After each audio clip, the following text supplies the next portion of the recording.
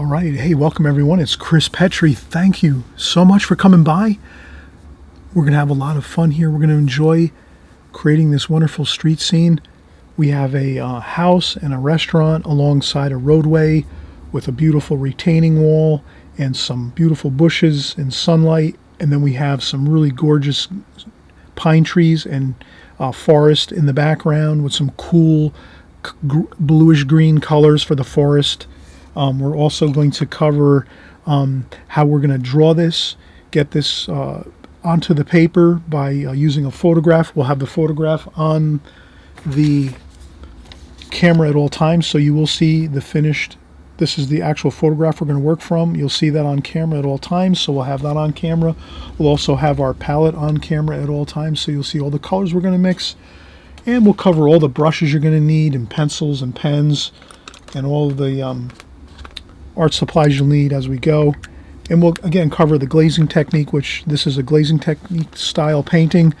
So we'll cover that, how you do the glazing technique, what other techniques are there that are similar to glazing technique. We'll also kind of talk about that in a brief moment or two. And then we'll get right into the drawing and painting right after that. So enjoy. We'll get started in just a second. Thank you. Lines and things like that. So I'm going to keep showing you how we're just going to kind of do the basic things that we need to do for our pencil drawing to get things rendered good and then allow us to paint the rest. We don't want to spend too much time drawing. So that's what we're going to do here. We're going to sort of get things somewhat accurate. So here we have some stairs here. So let's do, and we can even just make it like a couple steps like this.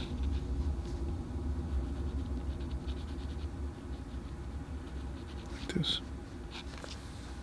Just an indication of a few steps going up into this area where these weeds and grasses are, and there's a little bit of sand and dirt and rocks, bushes and weeds. So this is really looking good so far. So we have this little bit of a path going up here like that. So we'll make a little bit of a path down to this stair area here, and then we have some weeds and grasses over here, some more bushes over here, and these bushes go up about halfway where the cabinet is, so that looks about, and we're just going to get an indication of a bush over here, and then there's a sign over here. Let's get that one sign in, so let's do that. That's right here, and that's a sign that goes a little bit above the top of this. So we have the sign there, and the top of the sign's about here, like this, like that. So we just want to get a few little details in here, so I thought that sign would be good to get in here. Let's take a break. So we've done quite a bit of drawing so far. We've gotten the bottom of the painting, so we're sort of bottom of the drawing. We're kind of working from the bottom and kind of going up. And again, I'm trying to work sort of left to right, but I do move around a little bit here and there. But when you're first starting out, well, if it's just your first time here, again, welcome. Yeah, you'd want to kind of start, again, we talked about that before pretty much. We really went over that really in a lot of detail, how to, start your pencil drawing and then how you'll paint this. So we don't need to do that anymore. We've got that all set. And the thing we'll do next is take a break, and then once we're done with our break, we'll come back and we'll start rendering in these buildings, this beautiful restaurant here, and then another house back here, and then there's a church back here behind these bushes and trees, actually, the beautiful pine trees over here, and so forth, and some pine trees over here. So you'll see that we're going to really get a lot done in our next 15-20 minutes. So we got a lot done now, getting everything kind of in the correct locations using our hash marks. Let's take a break and we'll be right back. All right, so we really have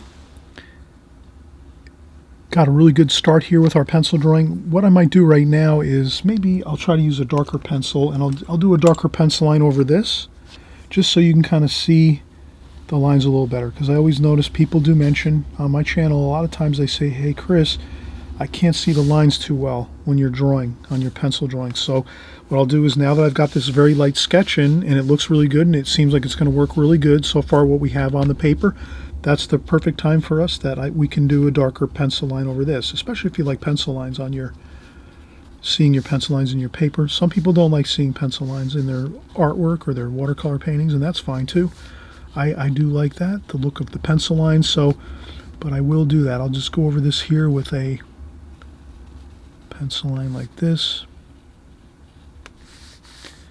And I can always go back too and erase these a little bit lighter, which I'll do actually. I'll maybe lighten up a few areas with the pencil lines. But this is kind of what I'll do, just so we can kind of see the what I did decide over here. There's a garage over here of some sort, like a storage garage, or maybe like a small service station or something over here. I'm just going to leave this area kind of really quiet, so I won't actually, I might make a little bit of an indication of something over there, but I won't make a big deal of it. We want to keep our attention in the middle of the painting, really. That's a good like overall game plan. If you're creating a painting, you'd want to keep more of the interesting, detailed information in the center of your painting.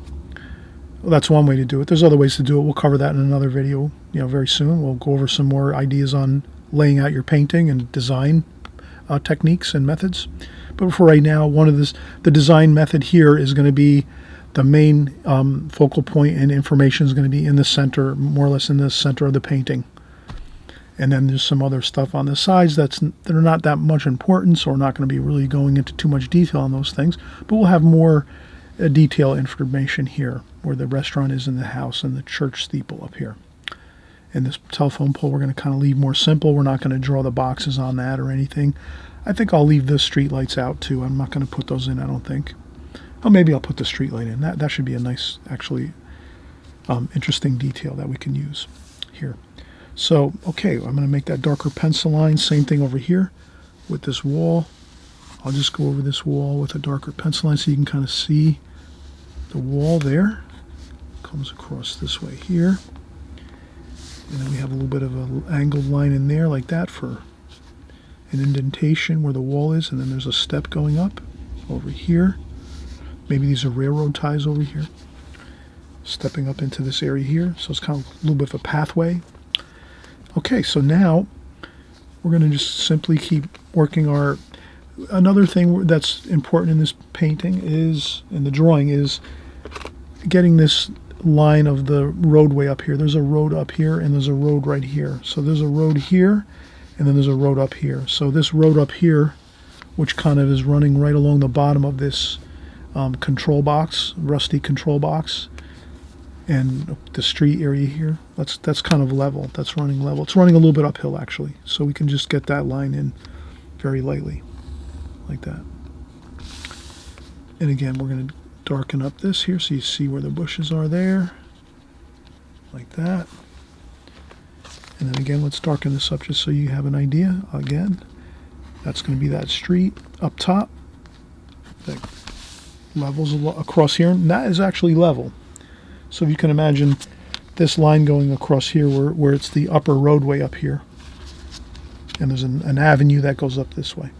So that's level across here like that. That's that dark line. Okay, so once you have that dark line in, that's a good kind of baseline to work from. And then what we'll do is now we'll use the things that we have in our pencil drawing to find the locations of other features in the painting. So if I see my telephone poles here and the grass and the bushes are here, and then there's another bush up here like that, then we notice that's the start of the first floor area of this house here. This large, beautiful house here. We're going to take that and say that's going to be the start of where the awnings are on the front of the house, like that. There's a roof here that goes up like that. Then there's another awning here.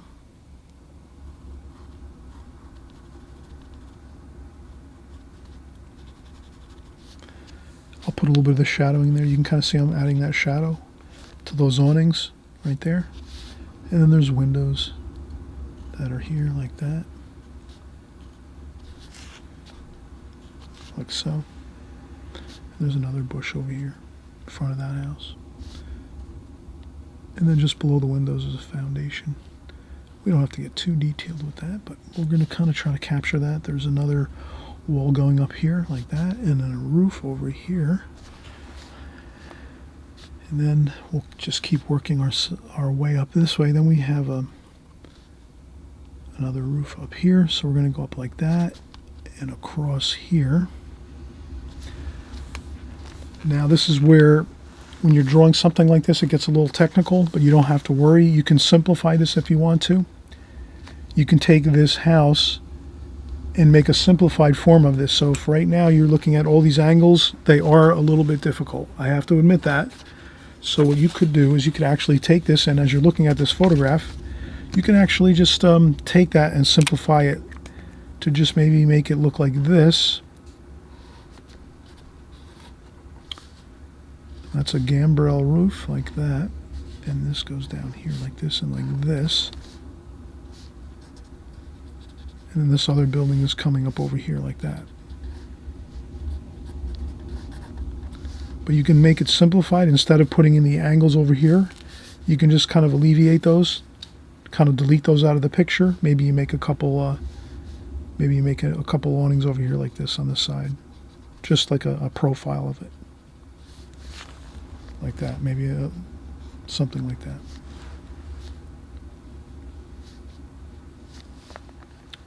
And then you'd have your other features like that. Your two windows up here, window here, window here, window here, window here, and then the building actually is over here, like that. So you can kind of see this is the roof here of this restaurant across here. And then we're just going to, instead of drawing all these details and the angles over here like this and trying to get all that in, it's a lot to do.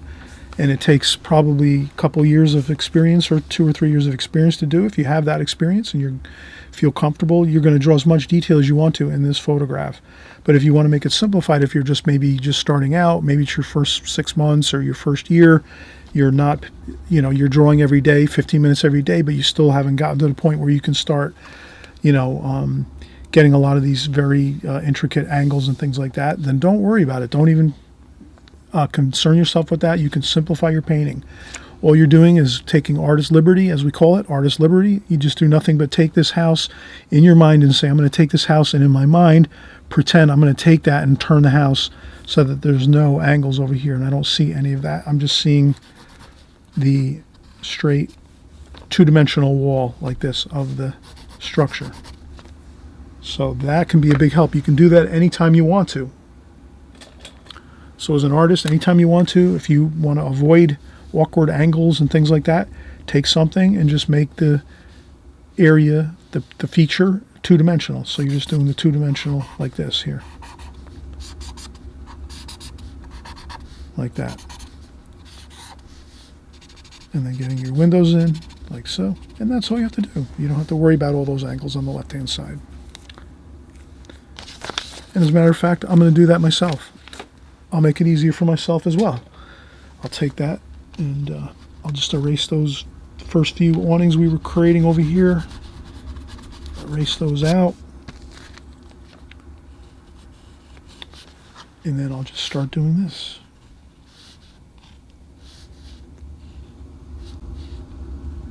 Like this, just like we said.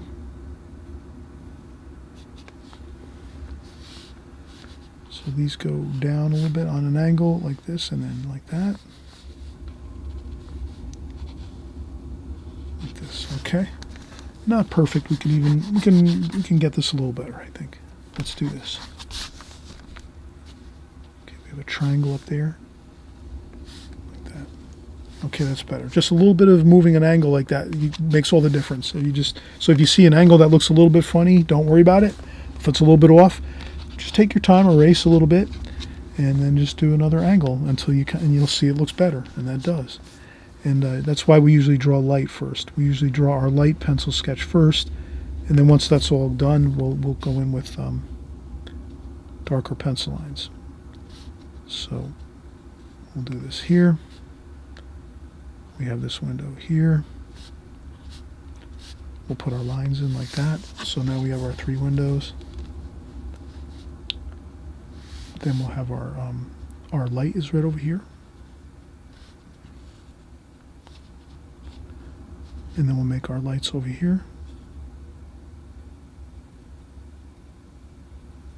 Like that. We'll make that yellow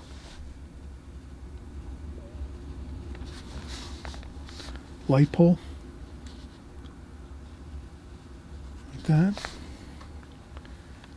Okay, now we're going to put the restaurant rooftop in here. So the restaurant rooftop starts right there in the bottom of this window. So we can do this. We can just sort of start it there.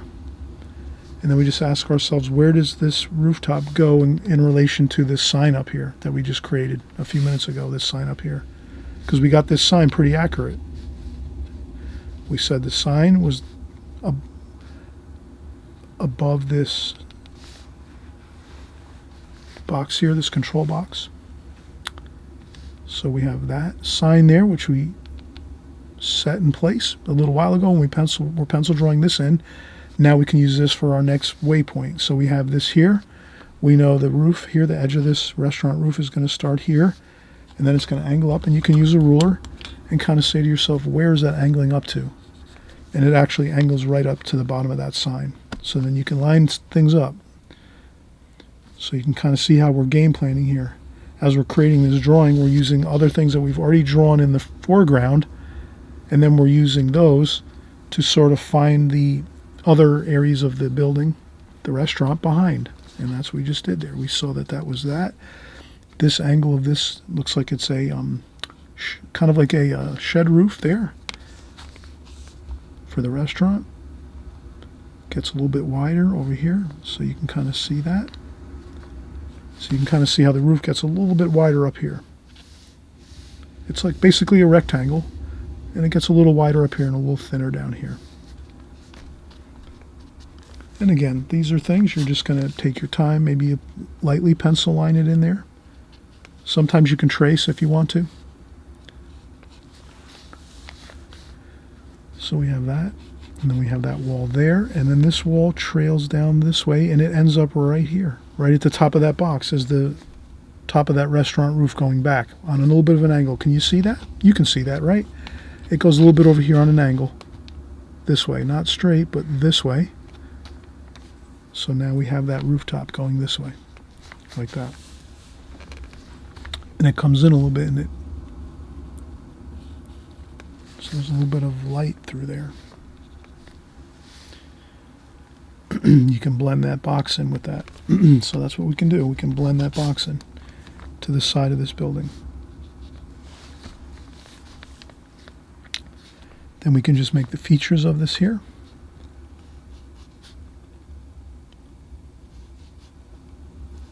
Okay, there's a doorway here.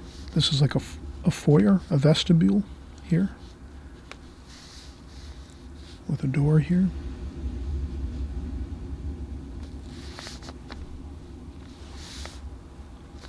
And a window here, across here, window. And we won't worry about too much detail. We'll just try to get as much as we can in. And then there's just windows all along here.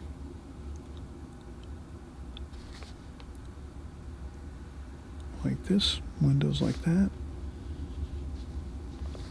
And it looks like there's 1, 2, 3 of those. And we'll paint those in later, those windows. We don't have to really worry too much. And we'll erase that line. So this house here in the background is there. And this is in front. This rooftop like that. And now you're pretty much, you have everything you really need. The only other thing we're going to do is we're going to find where this church steeple is, and that is up here. And you can kind of see if we draw a little bit of the bushes up here, the treetops, I should say. And then right there we have the church steeple there.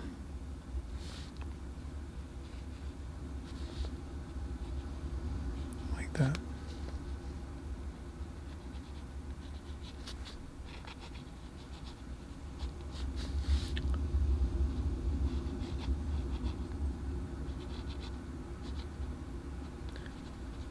And there's a pine tree here, so you're going to have the steeple, you know, it's going to have some trees in front of it, which is kind of nice. Kind of blends in with the trees, this beautiful pine tree here. And there's another tree over here like this. So this is where you have fun and you just try to get your tree shapes in a little bit, just so you have some things to go by, but you'll paint that all in with your paintbrush, and we won't get too detailed with that. You see the treetops over here, and then here we have another pine tree over here.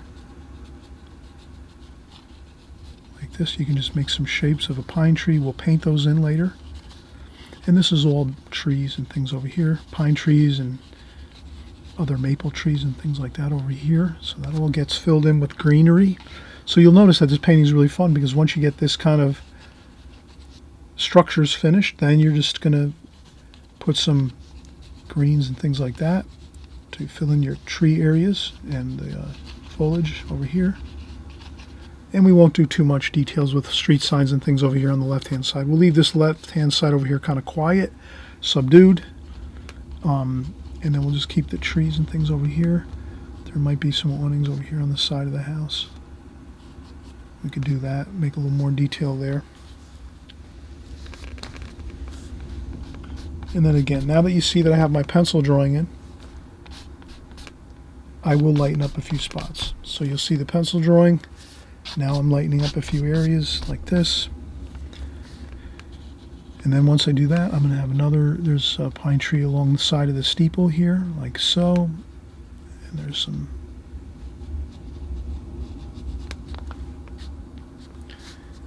and there's another pine tree here.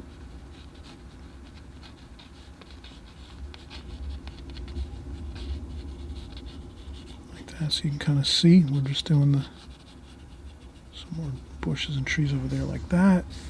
And there's maybe another little bit of trees over here like so. That's going to probably be cropped out over here. This will be cropped out of the picture when we put our mat over the top. So once you paint everything, then you take your mat and you move it around and you find out where it looks best in your painting. So that's the next step, to paint it. So let's paint this next, and we're going to do a really fun, kind of really fast, simple approach to painting this versus getting too much detail in it. You'll see what I mean next, but we're going to kind of really do a really beautiful technique, which is kind of just more loose, fast, and we're not going to be getting too much involved with lots of different colors being mixed and all that kind of a thing. We're going to basically stick with mixing a good amount of colors here. That's going to be exciting, but not too many colors. And then we're just going to really get the washes in and really go for it. And you'll see that it goes fast now. So probably we'll be able to complete this painting in the next like 25 to 30 minutes. I think we'll have everything completed. And we'll just do that in like two goes, as we say. So we're going to do our first go, maybe some wet, clear, fresh, clean water on the paper, and we'll put in some sky washes and things like this and get the paper sort of with a really light wash first, and then we'll go over with our darks on top of that. You'll see how it all kind of comes together, but that'll be the glazing method, and that's what we're going to do next. We're going to show you the glazing technique, the glazing method for watercolor painting, which I use all the time, as well as I use the alla prima technique. We'll cover that in the next upcoming videos that we do. We either are using both of those two techniques or in combination, using both at the same time. So you'll see that as we do our videos. Glad you're here, really excited that you're here learning watercolor with me. We're going to have, again, fun. Just kind of go over all the basics you need as we're creating this painting, and you'll just keep learning and watching along, and I'm hoping you're going to consider subscribing on the right hand side below so that you won't miss anything as we go forward. But in any case, let's take another quick break, and we'll get our paints mixed up next and get our paints on the paper.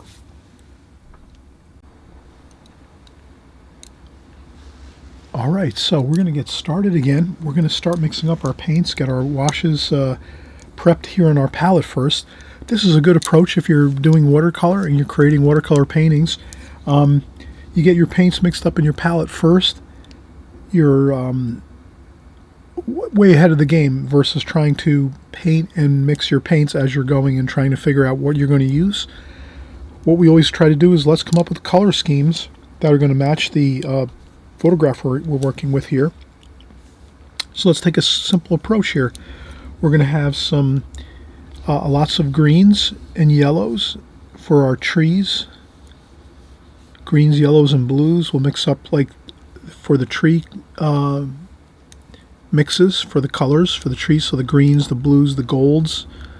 Again, we'll make just a general principle for watercolor, trying to get a good three-dimensional quality to your painting. You're always going to want to try to make the subject matter in your painting that's furthest away, try to keep that a little cooler, so you would be mixing in some blues into your greens a little more. So your trees in the distance are going to be a little bluer, a little cooler. They're going to still be green, but add a little more blue to your greens. We'll show you how to do that next here as we go. And then your greens that are closer to us here in the foreground, those are going to have more yellow and gold in them because they're closer, they're more warmer. So that's what we kind of try to keep in mind when we're painting watercolor. Your distant colors are going to be cooler, which would be like more blue in your colors. And then things closer to us in the picture, the foreground, those are going to have your more vibrant colors where you don't have as much blue in there. You might have more of your warmer colors, the yellows, the golds, some of the reds and the rusty colors. But again, we're going to simplify this for everybody here, so we just kind of have a good time mixing up and getting our paints ready. So I have fresh clean water and a water bucket here. Incidentally, all my watercolor supplies, all the art supplies that I use for watercolor, I have them listed down below in the comments section. You sometimes might have to click on the word more to see more information in the comments section below the video. But once you click on the word more, you'll see that I have all my links to Amazon for all my art supplies, and those are my personal art supplies that I use, whether it's my brushes, my paints, water buckets, paper, whatever it's there, paints, palettes. It's all my personal things that I use all the time on an ongoing basis for the last 15, 20 years of painting watercolor. So I've tried all of these art supplies out, and I'm putting the best ones that I still use after many, many, many years. So that's just one tidbit of information I always kind of put out there so that you can feel confident that you could at least have a starting point for looking at some of your art supplies and your materials. So what I'll do is for this, I'm going to take let's use a flat brush to get our water on, and this is a Blick's half-inch Studio Synthetic. So this is called a half-inch Blick. Blick makes this Studio Synthetic. It's got like that wood grain handle, and it's like a half-inch wide flat brush. And we're just going to take that and start wetting the paper all the way across the paper and down. And just get a light coating of water. You don't want to flood the paper with too much water, but you want to just dampen. Basically, the idea is to dampen the whole paper all the way down to the bottom of your painting. So if you can do that efficiently, you just cover the whole paper and dampen the whole paper.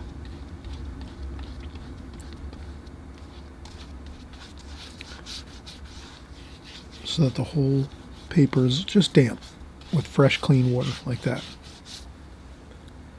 Then you can always, if there's any puddles of water at the bottom, there shouldn't be too many puddles. You're just going to use a little bit of water to dampen the paper, and then you mop up any extra water that's at the bottom like that if you need to with a tissue or paper towel. Okay, all right, so now that this is damp, the paper, and kind of the fibers of the paper are getting soaked and wet with the damp, clean, fresh, clean water. Again, fresh, clean water in here. When you start out your watercolor painting, when you're doing the glazing technique, you always want to start out with fresh, clean, pure water with no sediment in there at all of any paints of any kind. And there you have it. Then what we do is, let's mix up some colors. We said we're going to mix up some greens. Let's mix up our sap green here. So we have sap green. We're going to add some cerulean blue to that to make it cooler. So you're going to make yourself a cool green. Sap green plus cerulean blue gives you a cool green. You can even add a touch of purple to that. And that'll be our cooler greens for the back over here. You can even add a little more cobalt blue to that mixture and add that over here like so. Like that. So you have a nice cool kind of greenish blue for the distant trees. Sky color, let's mix a cobalt blue sky. Pure cobalt blue over here on this paint well over here. So now if you don't have this exact palette, that is not a problem at all. You can always look up on my channel, you can just type in Chris Petrie palette, the word palette, P-A-L-E-T-T-E, palette. and you'll find that I have like about 10 or 15 videos on all my palettes, what I use, my colors. So you can find out what all these colors are here, because on those videos that are, you can find just typing in again my name, Chris Petrie, palette, and you'll see that I've covered all the colors here. And if you also want to email me, you can always find my email at chrispetrie.com. You can find my email address there. You can send me an email, say, Chris, send me your paint charts, and I can send you some paint charts that have all my colors on there, my palettes, and interesting information like that. So, sky color, cobalt blue. We have some of the blues and greens mixed together. Cerulean blue, sap green, a little bit of purple. And then maybe we can even add in a touch of burnt umber over here with the sky color. So we have a little bit of some clouds. We can make some beautiful clouds with burnt umber and cobalt blue. So the cobalt blue is for the sky. Add a little bit of burnt umber to your cobalt blue, and you have some beautiful grayish cloud mixture. So you can add some little bit of interesting cloud shapes if you want to your sky. Okay. The next what we're going to do is we're going to have a red building. So we'll put some red over here. Burnt sienna, some alizarin crimson, like this. So that's going to be for the building. Then we have that rusty shed. That's going to be over here, which is burnt sienna, like that. Maybe a touch of cobalt blue, just to add some grayish color to that.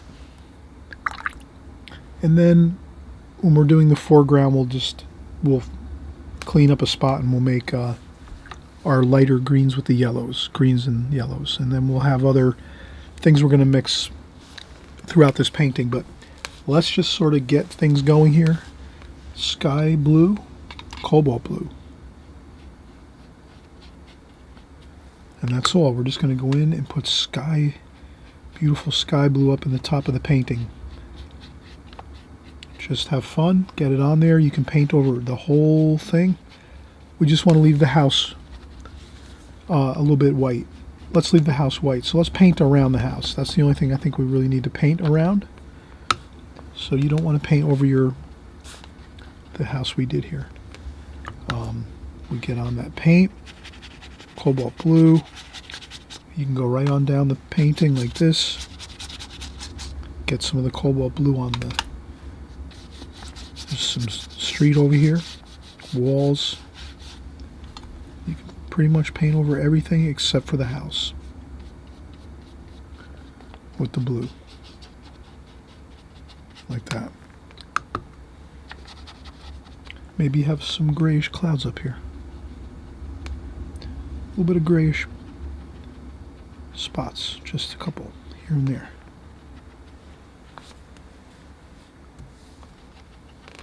Good. Okay, now you can kind of see how things are flowing together here on this.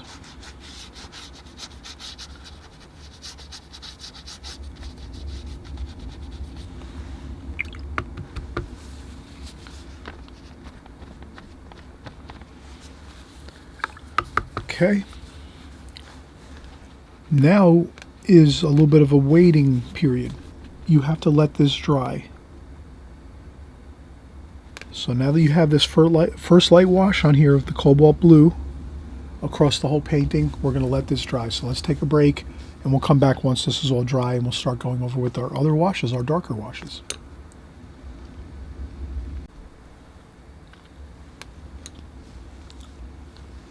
Okay, so now we've let the paper dry. I usually use a blow dryer for about 2 or 3 minutes, and it tends to dry the paper off really nicely. You can also wait an hour maybe, and it should be dry enough after an hour to paint again. So you just have to test it out. The way you can tell if it's dry enough to paint on is if you can touch the paper and there's no like wetness to the paper at all. It could still be a little bit damp, but you just want to make sure there's no wetness on the top of the paper, and then you know you're fine to go over with your second glazing. So that's what we're doing, the glazing technique. We're going over with our second glazing, and then what we're going to do now is sort of get in the cooler colors like we were talking about before for the trees in the back. around in the painting, which are in the further distance. So here in the photograph, you'll notice the trees look very green, very dark green in the background here in the further distance. And then here in the front, they're a little more golden, with a little more gold colors with the greens mixed in and some, shadowing and things. But the main thing I want to say here is, even though your painting looks like this, where it has lots of dark greens in the distant trees here, we have to sort of, on this painting at least, we're going to try to go with the concept of, let's make our trees in the further distance of our painting a little bit cooler. And that's why we mixed up these cooler greens here. And that's what we're going to do. We're just going to take a little bit of the cerulean blue, like that. And we'll make that a little bit of a cooler bluish green. And we'll just sort of take our paintbrush and kind of do a circular fashion here. And I will paint over this telephone pole here, because that telephone pole is going to be very dark, so we'll paint right over that. The green color there. Here we'll go around the roof, so let's paint around the roof like that.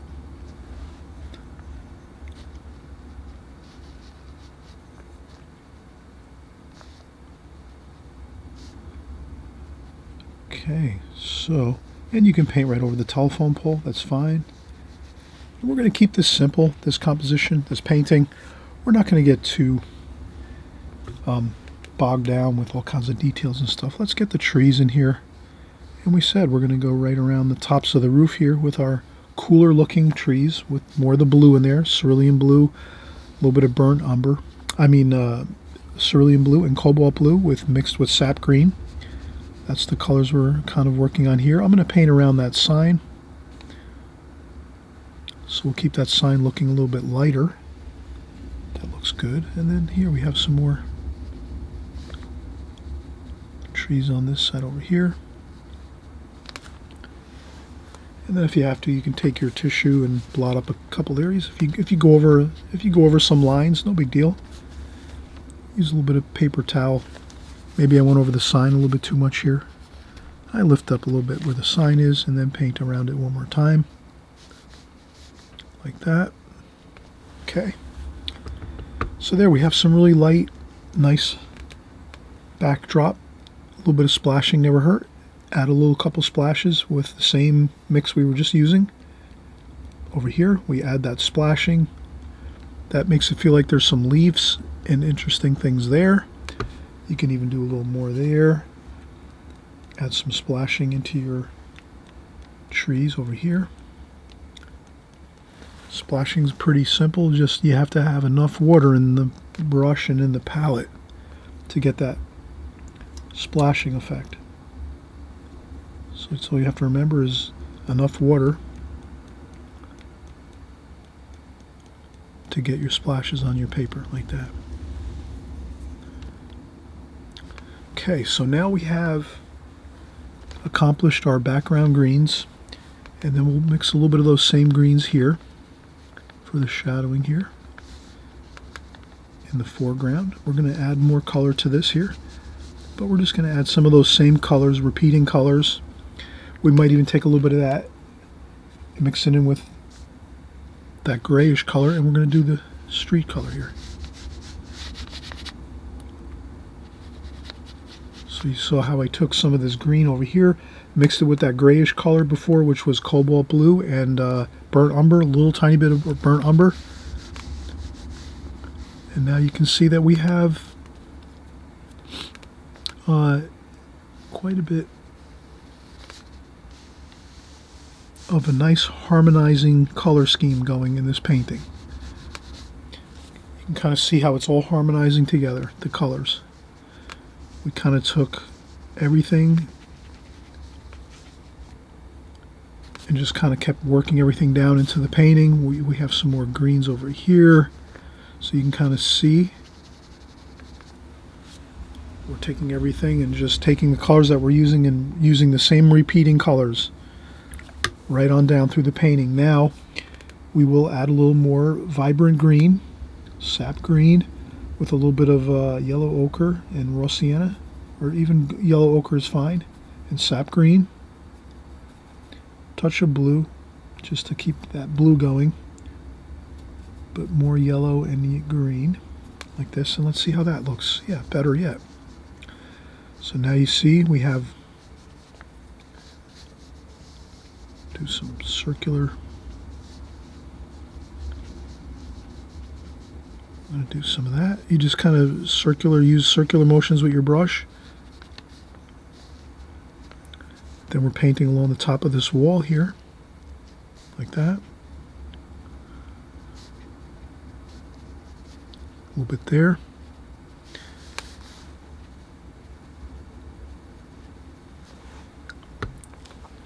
Maybe a little bit of cadmium lemon yellow up here.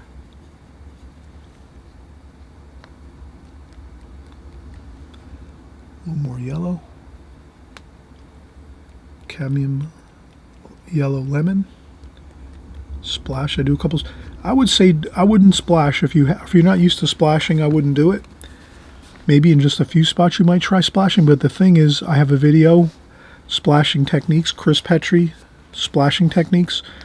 You'd want to practice splashing a good deal. You know, you'd want to try it out for maybe a month or two and practice splashing just on regular printer paper and get used to it first. Because if you start splashing and you haven't tried it before, the technique, you might ruin a lot of the really nice bits of your painting that you've created so far.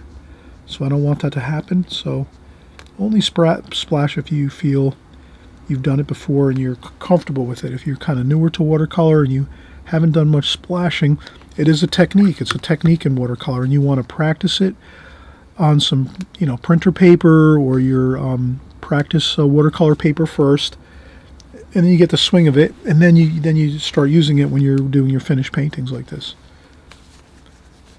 That's what I would, I should just make the suggestion. And I add a little bit of that light green into the street a little bit there, the road. Then you can see we really have got a lot of beautiful green washes on here.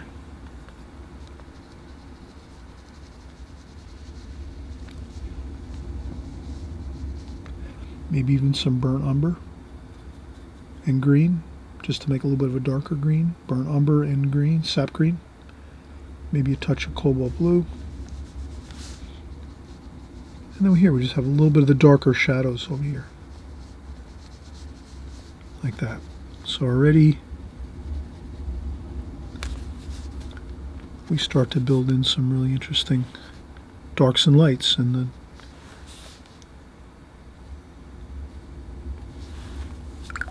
then we said we were going to go with the rusty looking here. The shadow here is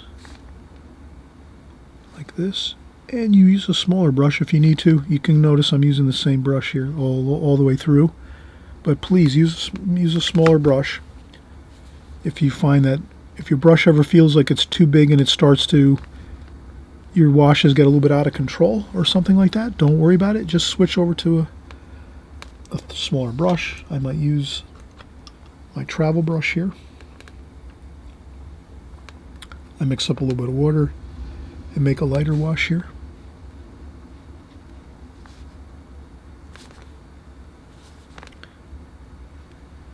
And I'll leave a white line between these two washes. You see how I left that white line there between these two? I don't want them to flow into each other right away. So I let that sit for a minute or two, like that. And that should be fine if we do that. And I'll put a little bit of red in there too. Same with over here. And then over here we have the grayish color, and that's over this way.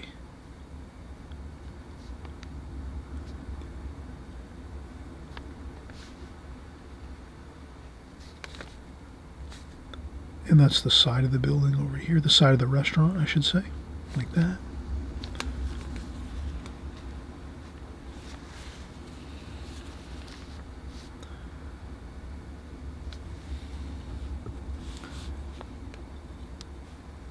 And there's a little bit of wash on this. This is pretty light over here. The roof to the restaurant. Then we have the red for the restaurant, which is that nice brick red. And we'll just get that brick red going right there. And that goes, I think it goes, I'm not quite all the way across there. I'll lift that up a little bit. Actually, we could make that all the way across. Why not?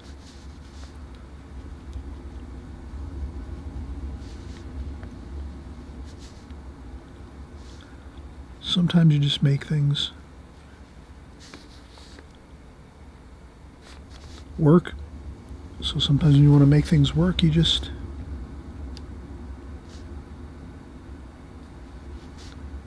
change things around a little bit. That's fine. Okay, and then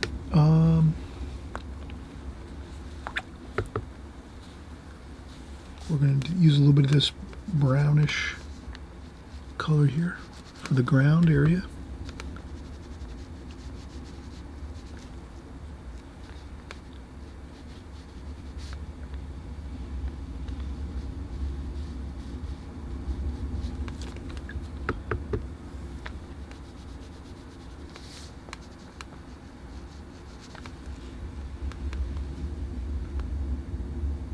And I'll go with a little bit of burnt umber and cobalt blue.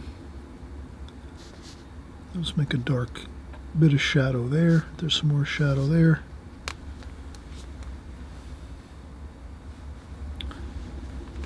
And then here along this wall, a little more blue and burnt umber.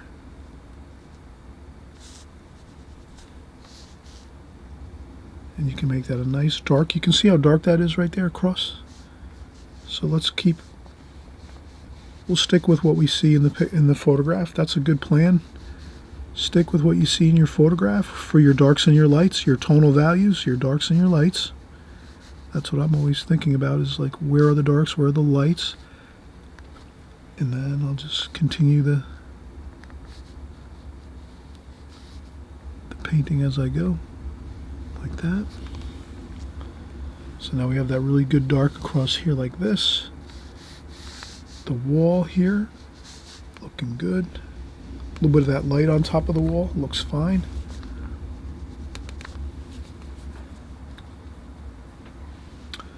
Maybe I'll take the dark again, burnt umber and cobalt blue. Like that. And maybe we'll put in our telephone pole here.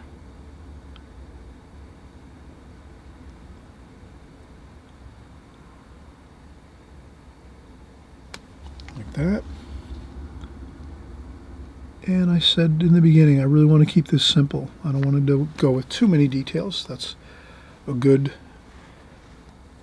dark there. This is dark over here too. So let's make this dark. I'm just going to look at these and go, where are the darks over here? But we did say we wanted to keep the distant trees lighter and bluer, so we did want to do that.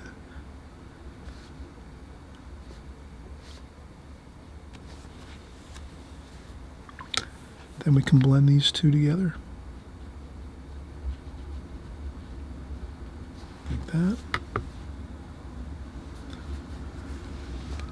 A little more cerulean blue. So I'll take a little bit of cerulean blue. I just wanted to sort of make this bluer over here. It's kind of in the shade there. Like that.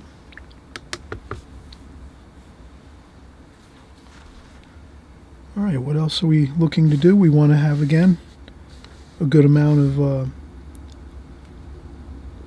likeness to the photograph. So we are looking pretty fine. We want to add some cerulean blue to the windows over here. That's where I might go with even a smaller, finer brush. We might use this number 3 Princeton Aqua Elite. So I just put some water on this, rinse it off, and then we can use some of these darks here that we just used for the telephone pole. And then maybe we just add that into a little bit of the cerulean blue. And then we're just going to make our windows here. So they're a little bit darker on the bottoms, like that. And up here's a couple darks there. Dark there.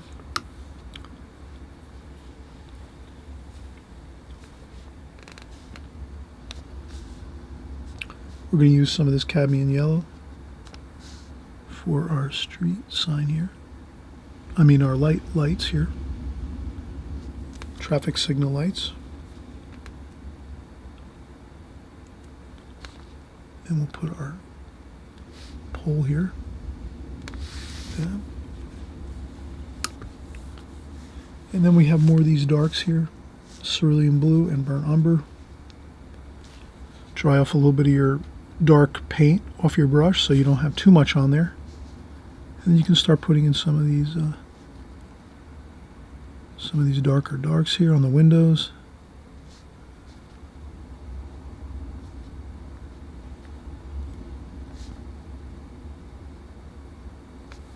Like that.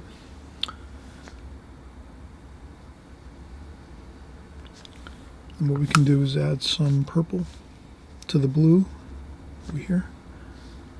And then we're just going to add that shadow color right across.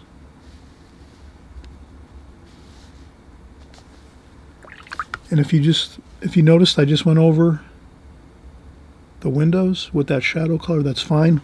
We can always go back over that with some darker darks.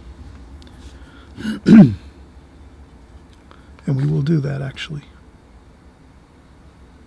Okay, that's in shadow over there. We'll fix that up a little bit. Okay, so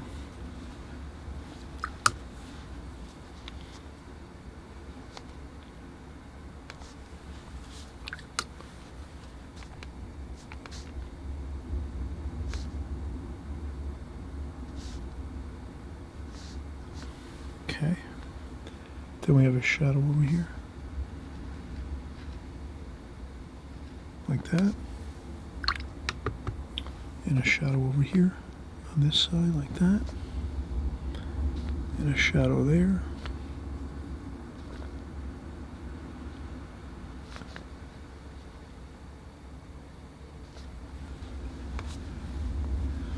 Again, we're looking at the photograph. You want to just try to get your ideas from your photograph where your shadows are going to be. So you can see I'm working the shadows here. One along this area here, along this rake edge of the roof, over here, across this underside of this, this is a small roof area here. And then we also have clapboard siding, so we can just add some very fine lines here and there, but I wouldn't make a lot of them. Just a couple here and there, a couple fine lines like this.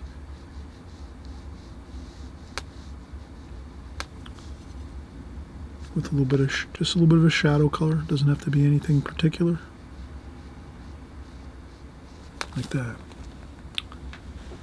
That looks good. That's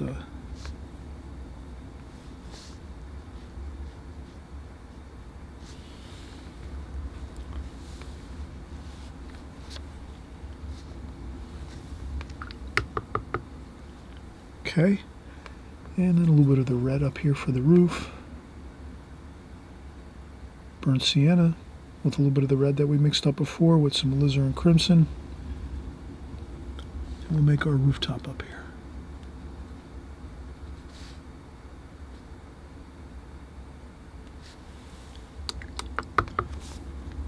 And then we want a little more burnt umber. Maybe a little bit of yellow ochre. I'll do that over here. Yellow ochre with a little bit of that grayer mixture. And we'll make our brick steeple there. So that's brick. And there's some darks in there.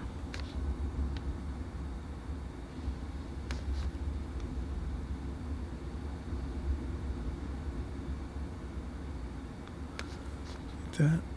Some dark under there. You might want to let that dry, and then you can get some darker shadows under there. So it's to your advantage if you want to let sections dry of your painting. We will let this dry actually now. After we have most of this here, I would say you could probably go in now and add some darks where the windows are here.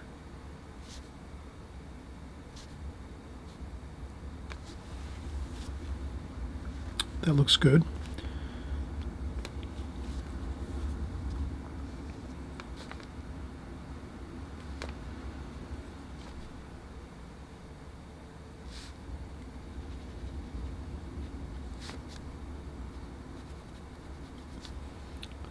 And some more blue. So I just want to get this area over here like this.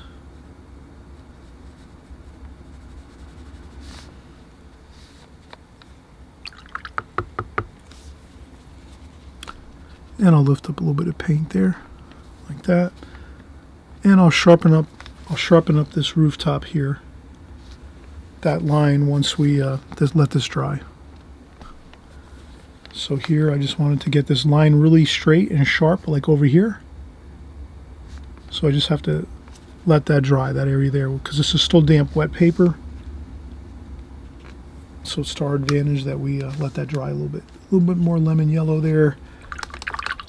We're going to do some more splashing.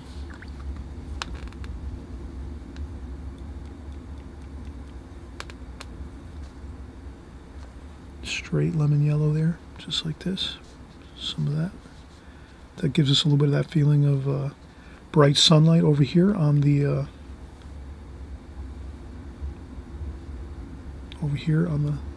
closest to us.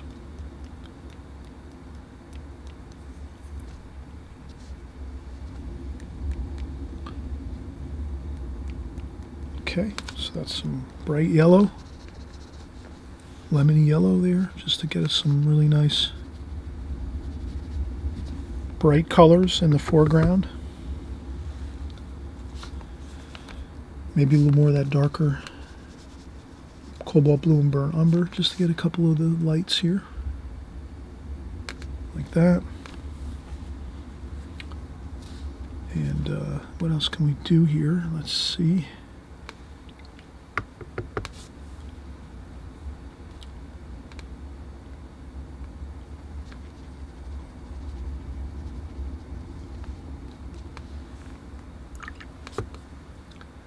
But you can kind of see how we've gotten our lights and darks here. Cooler colors in the back, the trees in the back, cooler colors. Then as we come forward into the painting, we have our really bright, more intense colors, the cadmium lemon yellows, and some of the darker washes, the burnt umber and the cobalt blue for our walls here. So you saw that I really didn't use a lot of colors. I really kind of kept the colors very basic. And that's what we were looking for. You can always go back in and get a little more darker darks if you want to restate a few areas where you want it a little darker. So maybe I'll do that here, like that. Make that a little bit darker. Some of these spots here, I think that would look a little better.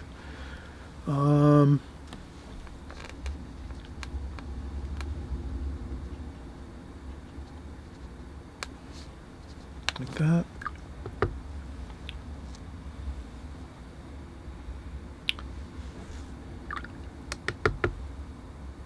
And I think that looks pretty good. Maybe a couple little bit more details up here in the tower.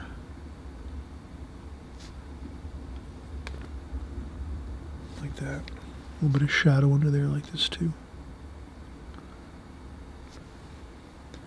All right, now you can see we are really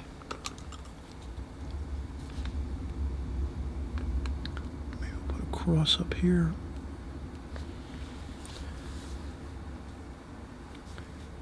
And now, all that we have really left to do, maybe we just add a little more of the yellow ochre, sunny kind of feeling there, like that.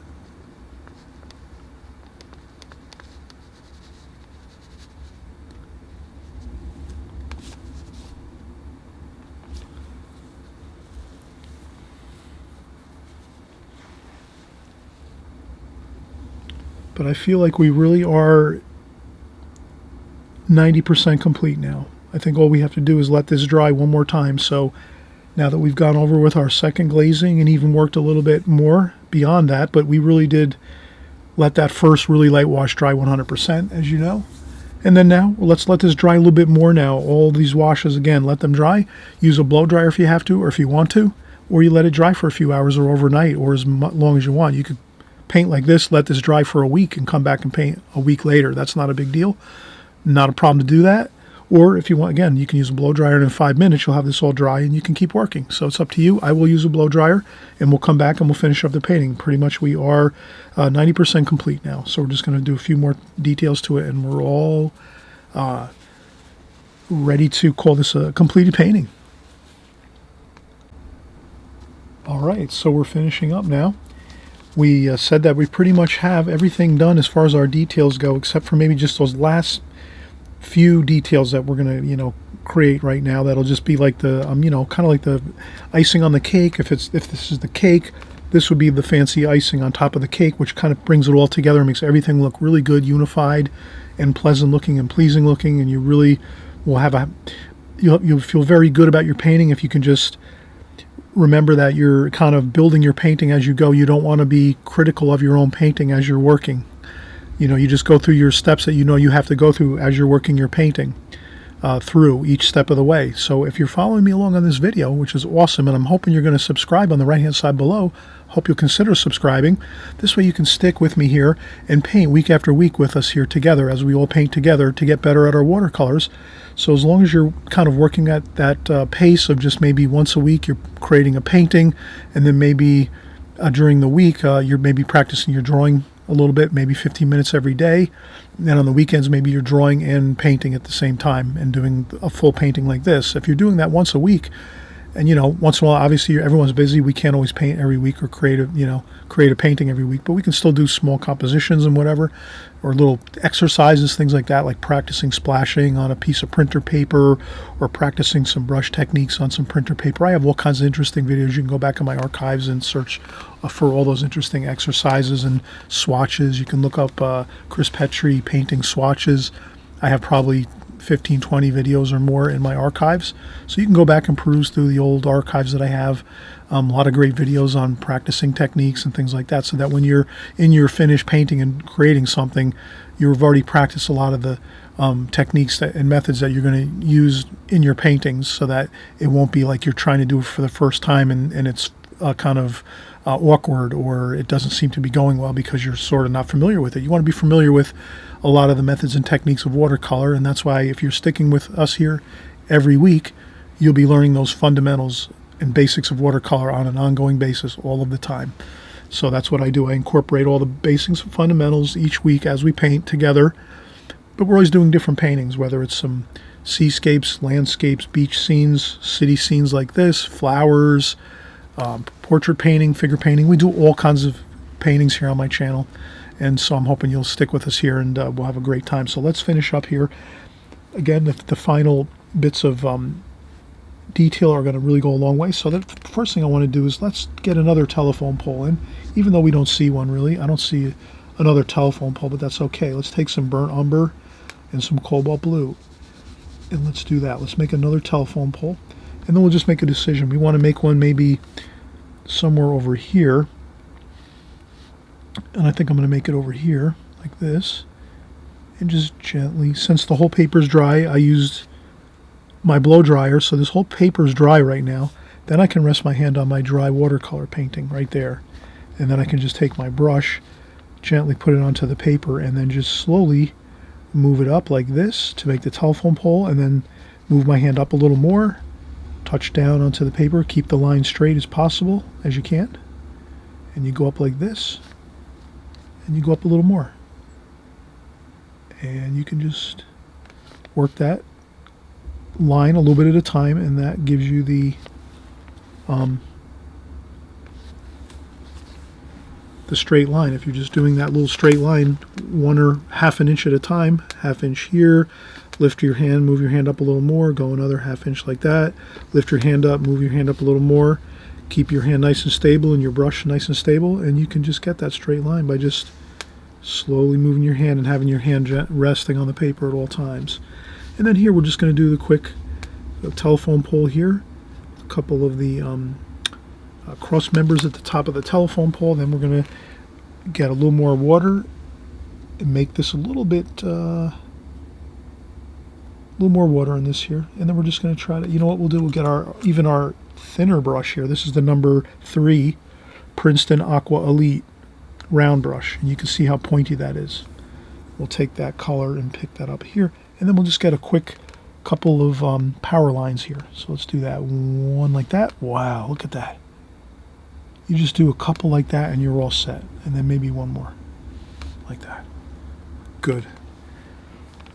Okay, so we have a couple power lines for our power pole here. You can even do one over here in the background just to go up like that. A couple there, like that. And we did this over here. This is our street lights over here. So we have that there. Looks good. And what else do we have to do? Now, we said we did want to do a little more detail, and that's what we're going to do. We're going to take this and do a little bit of this green up here, which I mixed before, which is kind of like sap green with a little bit of burnt umber and cobalt blue. Burnt umber, cobalt blue, and sap green. Like that. And then you take this and we'll get our detail brush again.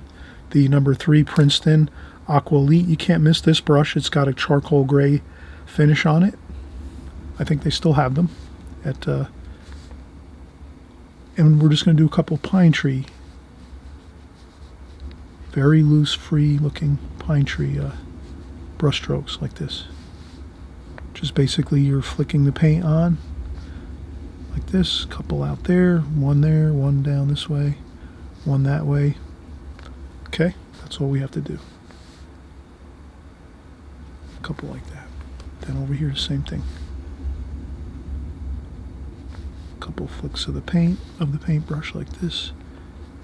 Pine trees, a lot of time the branches go straight out like this from the main trunk of the pine tree. So that's your pine tree, trunk of your pine tree there. And then you just have a couple lines going out there. And again, we're just doing some suggestive brush strokes and a couple little bits of shapes here and there just to give us the volume for the pine trees, but I don't want to go too much with too many details. That again will ruin it. So that's all. I'm going to do just those two there and one more over here to balance it. 2 over here and then another one over here. So I'll do one more over here. That's okay. We could paint right over there. So at the top of the pine tree, the branches kind of go up in a V pattern like this. At the tops, like this, like that, right? And then as you get down lower in the pine tree, they go straight out or a little bit up, on a little bit of an angle upwards, but pretty much straight out, like that. And then we just kind of do a little bit of brush strokes there to keep things loose and free. Like that. Maybe something over here. A couple little, just move around the brush a little bit with some, what looks like to be some, scrub around some brush, some trees, like that. And I will just do a little more detail here. I want to get that looking good like this.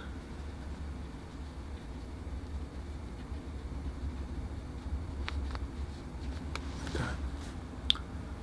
And then maybe just a little more over here. A couple more over there.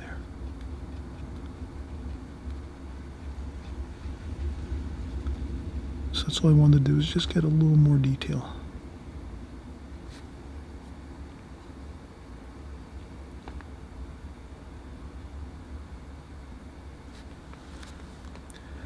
And that really you can see just doing these few details that we're doing. And this is over here, the windows, or not the windows, this is actually the church steeple with the bells, the bell tower. So that's actually a bell tower up here, up on this hill, on this mountaintop. And if you want to get a highlight somewhere, you can always rinse your brush off, dampen one of the sides of your bell tower, maybe a little bit with some damp water. And then you can take a tissue and just blot that up. And you see how you get a little bit of light on there. So you can always, to get a little bit of a light on something, you just dampen the paper a little bit with some fresh, clean water, and then blot up with a tissue. And then you can get a little bit of light on that bell tower roof. And then over here,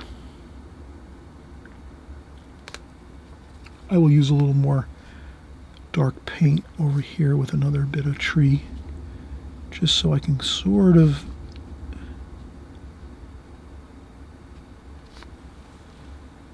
make that a little more interesting over here, this roof on this house.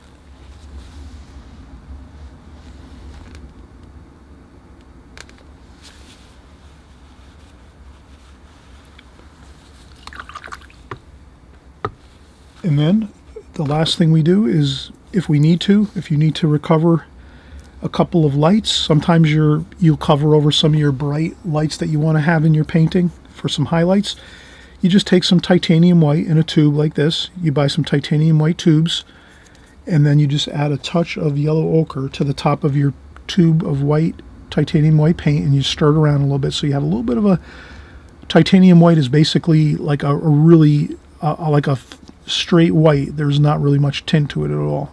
Either it's not like cool or warm, it's sort of just straight white. So if you add a little bit of yellow ochre into that top of your white, that'll give you a little bit of a warmer tint, which is kind of like sunlight. Sunlight's a little bit warmer. It's kind of got a yellowish golden feel to it. So for that, you might want to recapture this sign over here.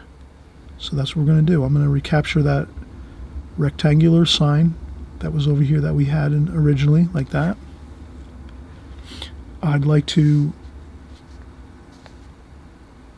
wanted to maybe do this.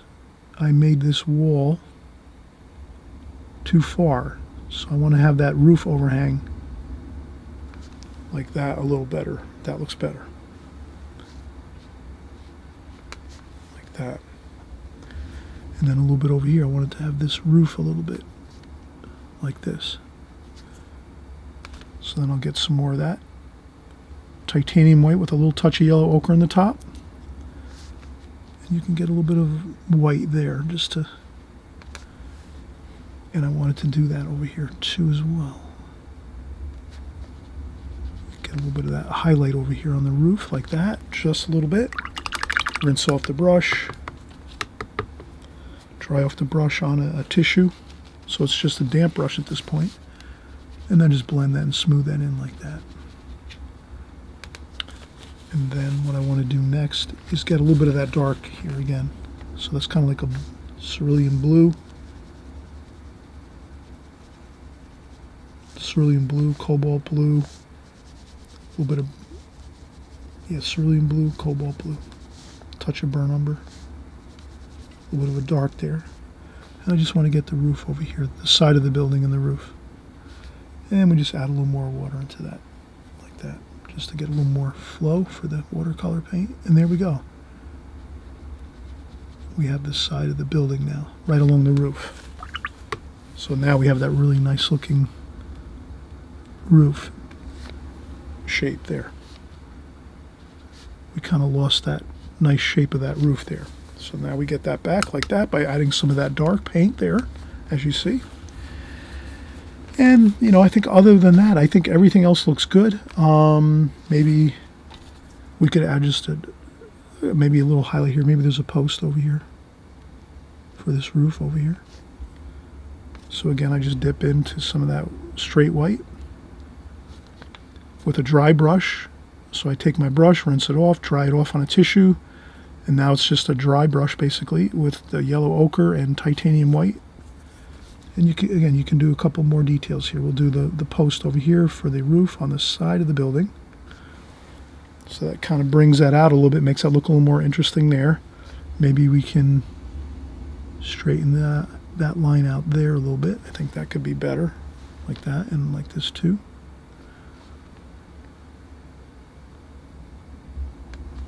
Like that. Maybe a highlight up here.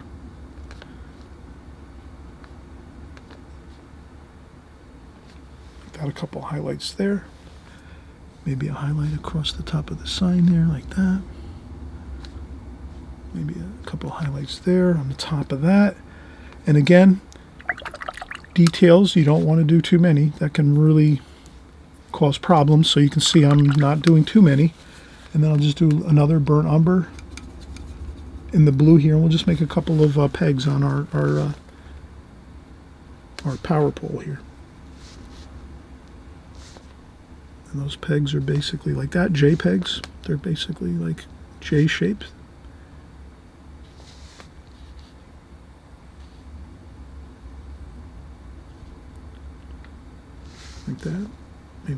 over here. Like that. That gives that a little more detail, looks good.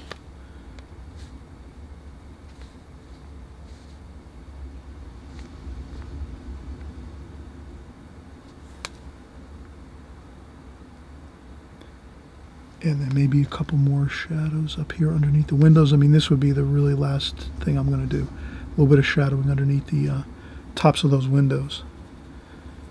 And then maybe just one more thing. And I don't think I'm going overboard here. I just think these are sensible things I can do that look good and are not going to ruin anything. I'll take more of that titanium white with that yellow ochre in the top of the color. I have that dry brush now with just a little tiny bit of the white on there. And I'll just make some window panes and things like that. So we can do this and this like that. Like that. A few of those is fine. Same thing here.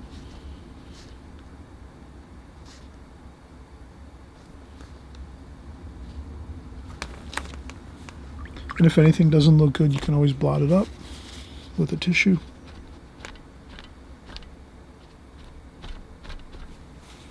Like that. But I think that does look fine. Gives it just a touch more detail.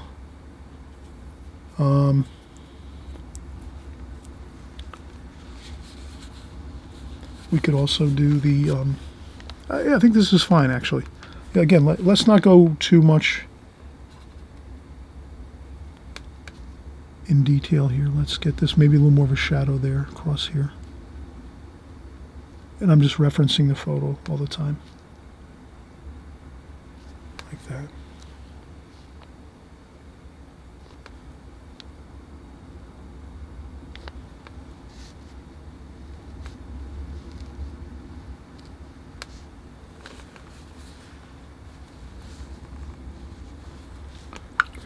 Okay, we have a finished painting. Thanks for watching. Again, I appreciate that you come by, paint with me. We paint all together. We're getting better and better and better at our watercolors.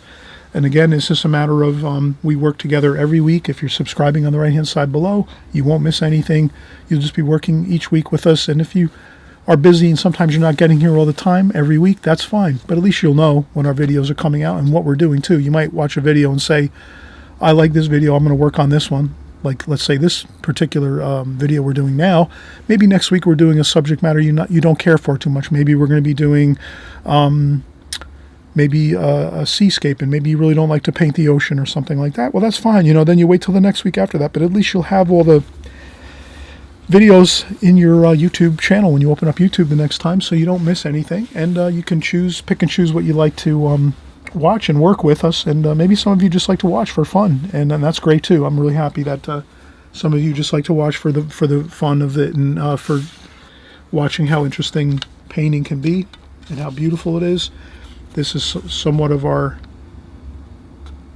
what it looks like once we put a mat over it. You see how good that looks, right? Once you finish it off with a border like this, a mat on top, it looks fantastic. You can move it around and see which way you like it the best. You can, you know, kind of move it this way over here a little bit, or maybe you say, oh, I like it that way a little more. I like it up higher. I could go down lower, you know. So you kind of move it around as you like, and that's what's good. You always have flexibility when you paint. You're painting a little larger, and then you can work from there.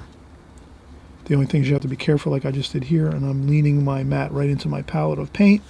But that's not a problem. You just take your paint, take a tissue,